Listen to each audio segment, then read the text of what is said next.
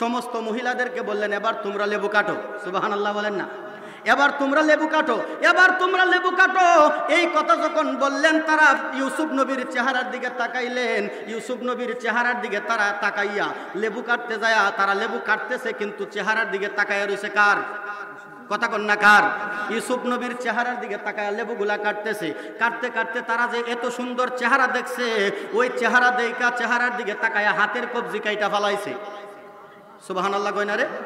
আরেকটু জোরে কন না সুবহানাল্লাহ। ইউসুফ নবীর চেহারার দিকে তাকাইয়া হাতের কবজি কাইটা ফালাইছে। ওই 100 মহিলা ডাক দিয়া কই, জগতের মানুষ, আল্লাহ ইউসুফ নবীরে এত সুন্দর বানাইছে রে।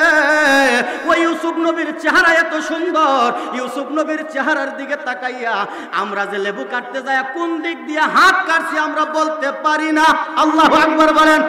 আমরা টের পাই নাই, আমরা টের পাই নাই। এবার দেখেন, আমার নবী যদি না হইতো ইউসুফ নবী হইতো না। কথা বলেন ঠিক কিনা? বিবি জুলেখা ডেকে বলে, ইউসুফ নবীকে দেখে মহিলারা হাত কাটলো, টের পাইল না, বাবা পাইল না। আমার মা আয়েশা ডেকে কয়, আমার মা আয়েশা ইমানদারদের মা, আমার নবীজির বিবি, ইমানদারদের মা আম্মাজান আয়েশা বলতেছে, মা আয়েশা ডেকে কয়, যদি নূরের নবীর দেখা হয়, মা আয়েশা ডেকে কয়, যদি আমার নূরের নবীর দেখা হয়, কলিজা কাটলেও টের পাইতা না, বাবা পাইতা না। হাদিসে পাকের বর্ণনা বলেন যে মদিনা যাইবে নবীর দিদার পাইবে। বলেন যে মদিনা নবীর দিদার পাইবে, শাফাআত করবেন শাহে মদিনা।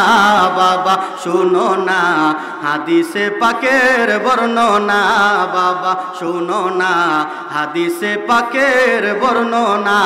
জোরে কন্যা মারহাবা। তাহলে ইউসুফ নবী এত সুন্দর, আর আমার আল্লাহ কয়, আমার নবী যদি না হইতো রে, আমি আল্লাহ কোনো কিচ্ছু বানাইতাম না। এখান থেকে প্রমাণ হয়ে যায়, আমার নবী না হইলে ইউসুফ নবীও হইতো না। ইউসুফ নবীকে যদি আমার আল্লাহ এত সৌন্দর্য দিতে পারে, আমার নবীর সুন্দর কেমন?